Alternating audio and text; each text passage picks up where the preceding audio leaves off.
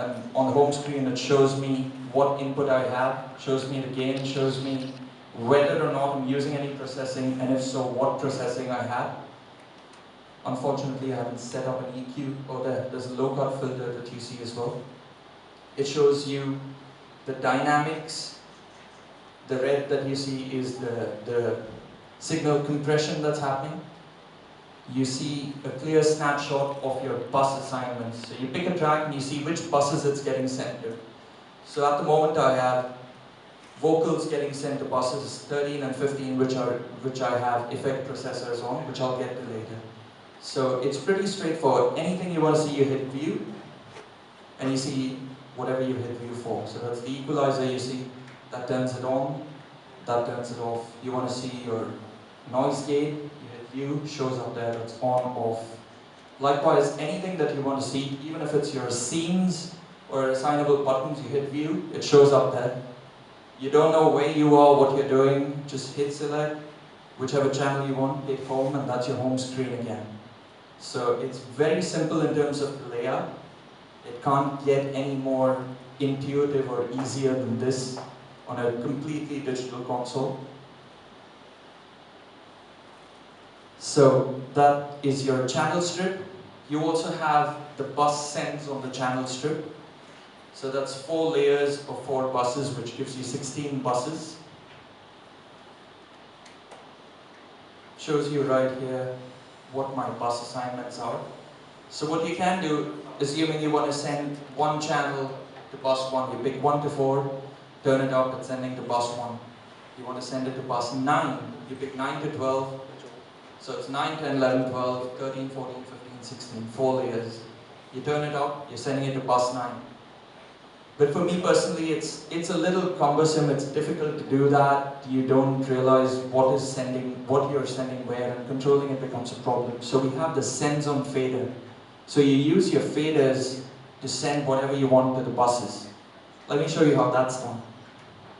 So, sends on fader, the moment I have that on, I pick a bus, say bus 1. And I can send whatever I want to bus 1. So those are my 9 drum tracks. The same color that you see on the screen, they're all drum tracks. So all of these are now going into bus 1. You can see the level over there. You can see the level off. So that's my mix going into bus 1. So someone on the stage says, I want a little bit of the guitar. Turn that up, that gives them the guitar into that bus. Very easy to use, and that's bus 2. There's nothing going in there. Set up a completely independent mix using your faders. Send whatever you want. There you see input signal coming into bus 2. You can have whatever inserts, whatever effects you want on the buses. So if you want to have one compression bus, say, some people like to do something like a compression bus for just your low end. So what I would do is pick a bus, send my kick drum, send my bass guitar, maybe you can send your toms if you have to, and then add compression onto this. So what all you're doing is compressing only the low end, only the bass. So you can be as creative as you like, do it however you like. You have 16 buses. It's very easy to send all of your tracks, independent mixes to each of the buses. Another way to do this is, instead of picking a bus, I pick a channel. Let's say I pick vocals. The guitarist needs to hear what the vocalist is doing. So if bus 5 is the monitor for the guitarist, I've selected my vocal track and I assign it to bus 5. So this track is getting sent to bus 5. Sorry, I don't have the sends and fader on. So this track gets sent to whichever bus I pick, right? So that's as straightforward as it gets. You pick a track and you're going to be sending it to whichever bus you want, or you pick a bus and just craft out a mix going to the independent bus. So that's your sends on fader. If you want to try it out, we can try it out later. If you have any questions, just grab me wherever I am. Don't grab me, but call me and I'll come to you. So you have buses 1 to 8, 9 to 16. You have your 6 matrix mixes, so you can send different buses into 6 matrix mixes if you want different zone outs. You might need that if you're at a broadcast station or a production house or wherever it is that you need to have different zone outs from different buses. It's a very handy feature to have on the same mixer, because a lot of people, they would use a separate mixer altogether to control that. And then you have your center channel and your master, which takes care of your left, right. You can also use the master if you want, if you're just demoing it, if you're a dealer, you're just trying to demo this to someone, you want to connect your monitors, so you can use the master to control your monitors. It's all very easily doable. You just hit view in your monitors, and there's a little option there that says use master fader. So it's simple things like these, which are very easy to do, and you never know when you need them until you need them. So that takes care of your output section. We spoke about the mute groups. Actually, on the output section, I haven't mentioned the DCAs yet. So let me show you how that is assigned. I'll play some audio. So that's all of my tracks playing.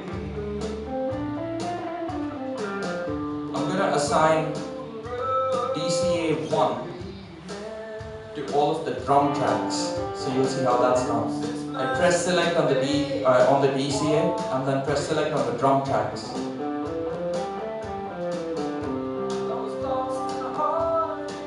So that's my DCA set for the drums. That kills the drums. Likewise, you can have DCAs for your vocals, your backup vocals, your string section, your whatever you like, your percussion section. It's very handy to use, so you have 8 DCAs very easily assignable. In the same manner, you can set up your mute groups. So you get into mute groups on the screen. There's a button called mute groups. You pick a group.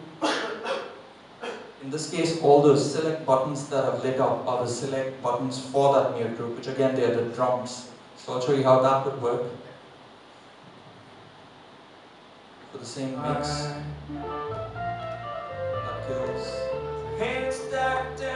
That kills all of the drums. Likewise, I can set up 6 mute groups. Let me show to you how it's done. Mute group. I'll pick 2. 2 takes care of the vocals, but I can add on anything.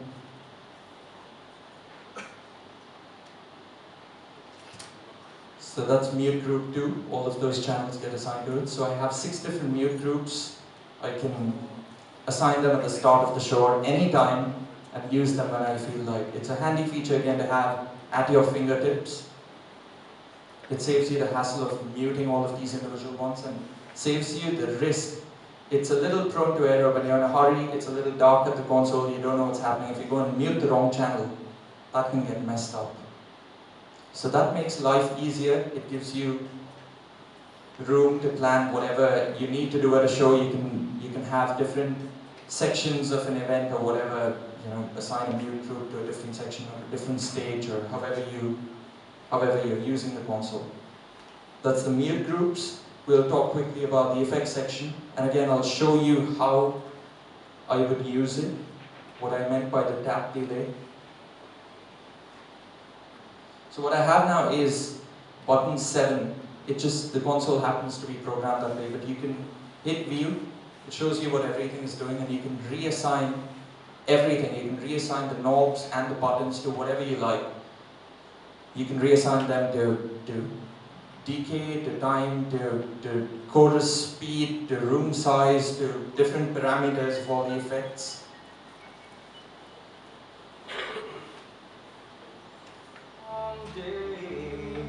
So that's the mix I have. Press select on the vocal channel.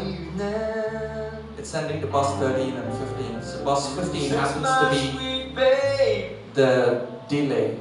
So you're going to hear the I was lost in a heartache prison with no way to the drum DCA is now. Just one round, just one reason. So you see channel 15 is assigned to 2 of the buses.